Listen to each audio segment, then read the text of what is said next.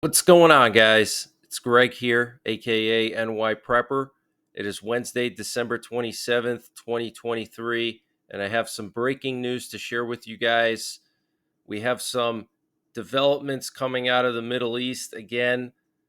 Apparently, an Iranian military leader has threatened Israel for the death of the high ranking general of the IRGC, Mousavi, and he said that Mousavi's blood will become the basis for Al-Aqsa flood number 2. So the Al-Aqsa flood was when Hamas launched that surprise attack on Israel. So he's saying that Mousavi's death will become the basis for another flood just like that. So very concerning. And an Iranian Revolutionary Guard spokesman said the Al-Aqsa flood was one of the revenge operations for the assassination of Soleimani. If you remember, Soleimani was the general that was taken out by Trump a few years ago. Israel made a mistake by assassinating Mousavi, and the matter will not go unanswered. We will certainly respond directly and indirectly to the assassination of Mousavi. Israel is trying to expand the Gaza war into an American-Iranian conflict. So very strong words there coming out of Iran. And we currently have two aerial refuelers flying over northern Missouri. These two aerial refuelers could be refueling a presidential doomsday plane.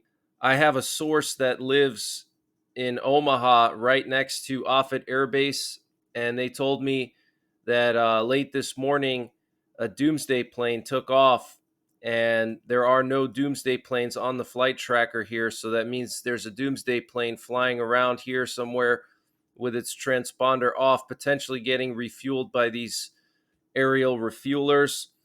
And U.S. President Joe Biden spoke by phone with Qatar's Emir Tamim bin Hamad Al Thani about developments in the Gaza Strip and efforts to achieve a lasting ceasefire. Qatar news agency QNA reports. So Biden speaking to the leader of Qatar, pushing for some kind of a ceasefire. UNICEF is calling for an immediate and permanent ceasefire, saying that that's the only solution to save children and civilians in Gaza.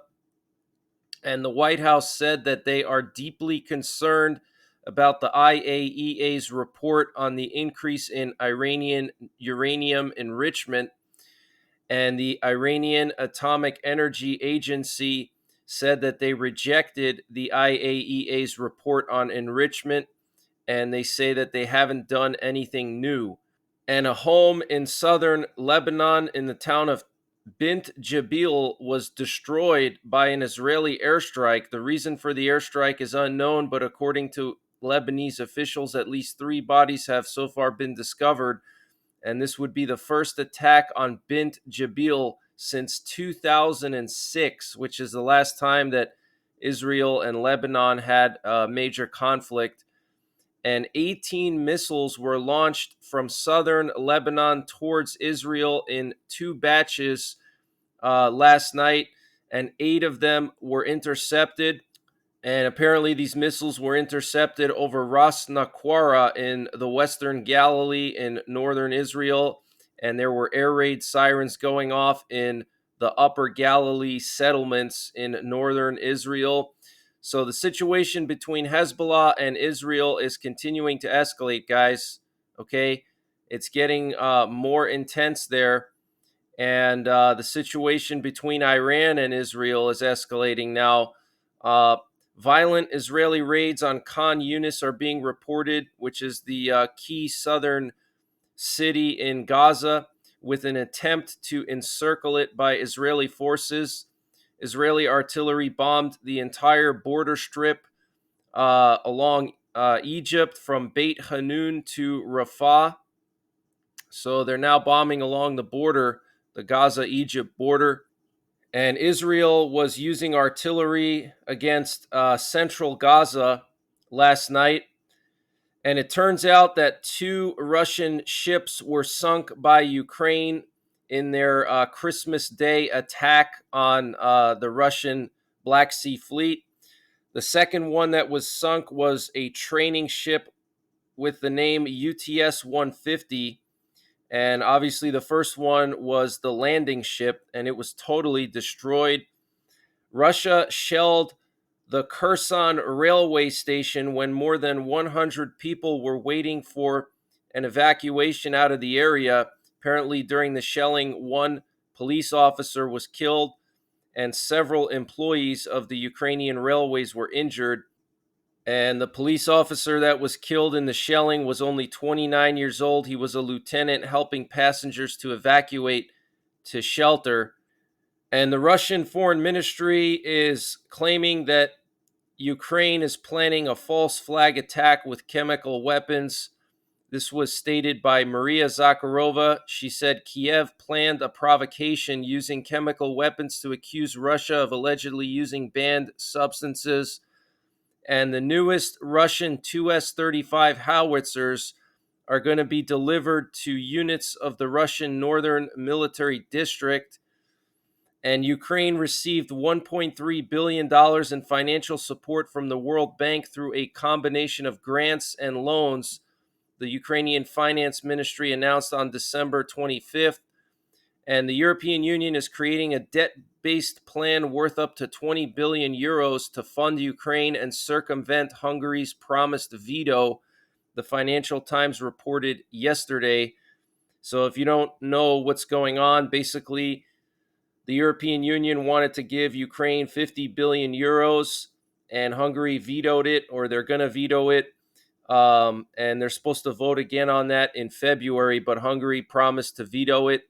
So they're going to try to circumvent that now with some kind of a loan.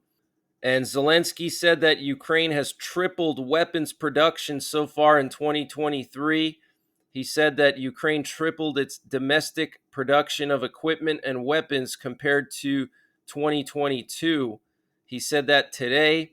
And 58% of Ukrainians believe Ukraine will win the war in the short term. Among those who believe in victory in the short term, 6% believe Ukraine will win in the next few months. 21% believe Ukraine will win by the summer of 2024.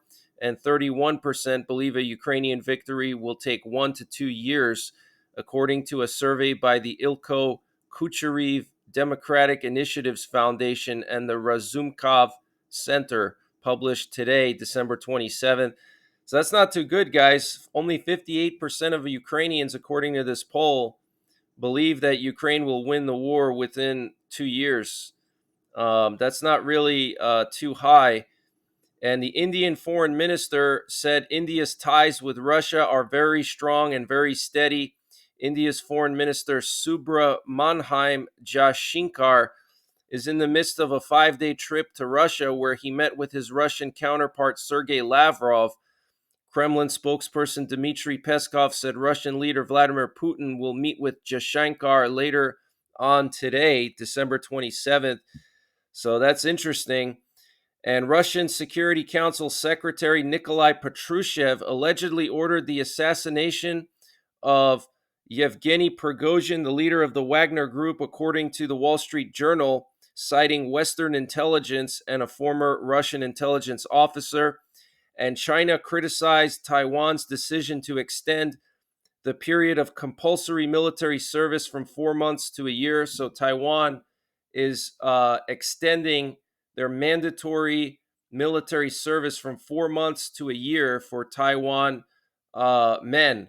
Okay, that is a big sign that something could go down. Okay, Taiwan wouldn't be doing that for no reason. They're basically tripling the mandatory service time to a year. That's pretty serious. Okay.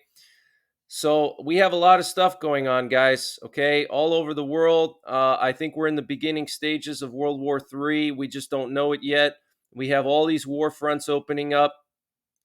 We have also several intelligence sources saying that Putin could launch an attack on NATO during the transition period between presidents, assuming that Biden doesn't get reelected. If, let's say, Trump gets elected, there's several intelligence officials and intelligence sources saying that transition period from the election to inauguration would be a good opportunity for Putin to launch an attack against NATO or potentially expand his war on Ukraine. Okay, so I expect 2024 to be absolutely insane. I think we're going to see all these war fronts expand. We're going to see the war in Ukraine expand. We're going to see the Middle East wars expand. We're going to see Korea escalate. We're going to see more escalation there. We're going to see more terror attacks here in the U.S. So I'll be back later on this evening with another update. But the Iranian military is very mad about the death of their general, and they are threatening Israel. The other day, the president of Iran, Raisi, said Israel would pay the price. And now we have spokespersons for the Iranian Revolutionary Guards saying that they're going to do another Al-Aqsa flood on Israel. So the situation in Yemen is escalating. Yesterday, there were 12 drones that were shot down by U.S. warships. So it's getting worse and worse, guys. Okay. The Biden administration thought that if they sent an aircraft carrier strike group and a bunch of warships, that it would scare the Houthi rebels from doing anything, but it's actually having the opposite effect. They're sensing the weakness because we're not striking against them directly. We're just intercepting drones with multi-million dollar missiles, and we're wasting hundreds of millions of dollars probably shooting out these drones with advanced missiles, and these drones are probably worth a few $1,000s a piece. So that situation is going to continue to escalate. So I will be back this evening with another update, but that's the latest information that I have. I hope you guys had a great Christmas holiday and that you spent a lot of time with your family. And I hope you enjoy the next couple of days leading into New Year's. I am very concerned about something happening on New Year's Eve, some kind of an attack, a terror attack of some kind of an escalation. So just be aware of your surroundings. So until next time, take care, God bless, and don't forget the 3 P's: prepare, practice, and persevere. And this video was sponsored by My Patriot Supply. Guys, My Patriot Supply is running a special discount for viewers of the NYPrepper channel. They're offering 25% off of their 4-week emergency food supply. And to get the discount, you have to use the link in the description below this video, which is preparewithnyprepper.com. This is a 4-week emergency food supply, which has a 25-year shelf life, and it includes breakfasts, lunches, dinners, snacks, and drinks. All of this food is packed into 2 rugged, watertight buckets, so it doesn't take up a lot of space. And if you have to bug out, you can easily take your food with you. Free shipping is included. The normal price, $240, and they're knocking it down to $180, and that's with shipping included. So to get the deal, use the link preparewithnyprepper.com. It's in the description below this video.